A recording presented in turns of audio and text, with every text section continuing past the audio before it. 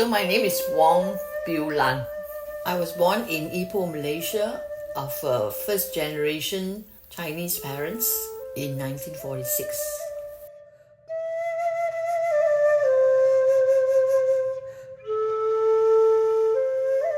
I'm Jo-Ann Lim and I'm here interviewing my mother. Tell me a bit about your childhood and growing up. My father left Malaysia to avoid being conscripted in the Communist Army to fight the Japanese. So he came on a boat to Malaysia. And my mum and all also left China. So growing up in the small town of Ipoh in the 1950s in Malaysia was great. There's practically no crime and kids roam the streets playing and fighting. My father had 4 wives, which was legal in Malaysia then. The reason my father took 4 wives was to have a son to carry on the family line and keep the surname. The first wife was barren. My mother was the second wife, but she only had me. The third wife also had a daughter. The fourth wife had 4 daughters and thankfully gave birth at last to a son. Ironically, my brother had never married or had children, so now there's no one to carry on the family line. My father sent me to a convent school, and at one time I was very religious. I thought of becoming a nun, but that didn't last long. There was no law faculty in Malaysia, so I went to London to study at the Inns of Court. Being a former colony of the United Kingdom, we colonials could study there. I was with the Inner Temple. So I returned to Ipoh to practice. I practiced there for 5 years, and then I came to Perth to join your father. It was quite hard because we didn't know any people in Perth in the legal profession. So I went around knocking on doors. It was quite dramatic because some of the receptionists were very kind and friendly, but some were not, and made me cry. At that time, 50 years ago, there were only about 20 legal firms in Perth. So I was being rejected, and towards the end I was getting quite panicky because I had to send money to Malaysia to support my parents who had retired. Luckily, I was admitted to practice in 1974. During the interview, one of the questions asked was, when are you going to start a family? And I assured them that it would not be in the near future. So with that insecurity in mind, I did not start a family until 5 years later when I was secure in my job. At that time, there were very few female Asian lawyers that I know of. I believe I was one of the first Malaysian lady lawyers in Perth. So my maiden name was Wong, and Lim was my married name. In Asia and even nowadays, professional women keep their maiden names.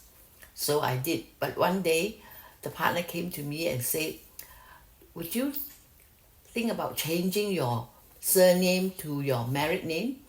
Because the clients will respect married women more.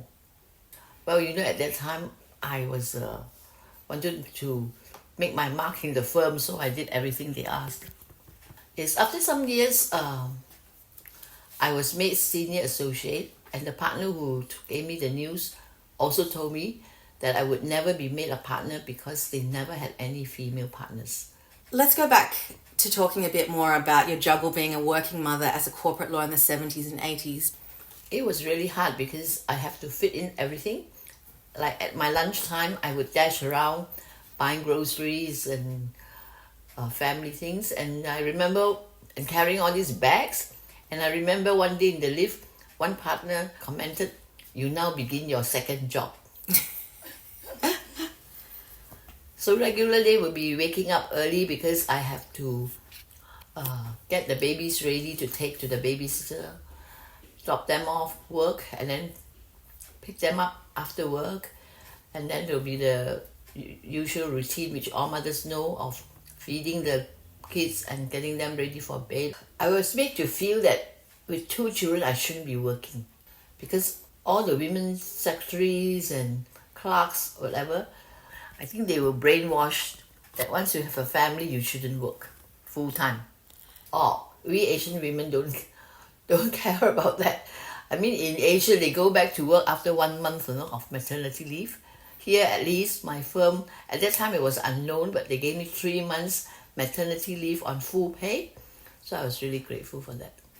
But when I asked my partner whether I could extend my 3 months by another month, he said, if you want to keep your job, you should come back now. I was burnt out after 16 years of paperwork.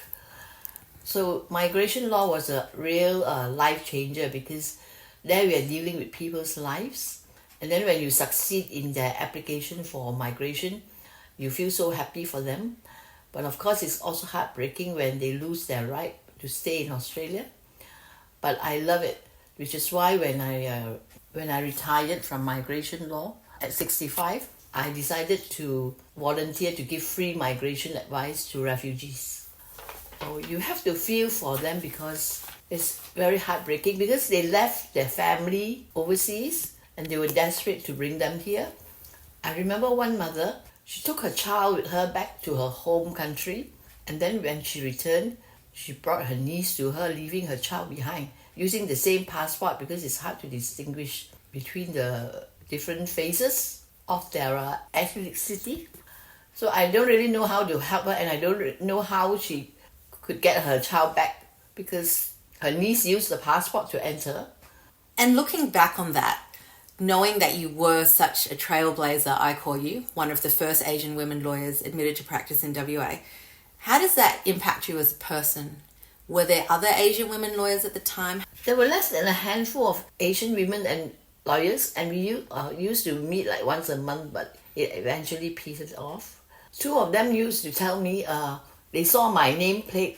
You know, those days they have nameplates of lawyers on the building reception, and they were very happy to see an Asian women lawyer. So maybe in a way I was an inspiration to them.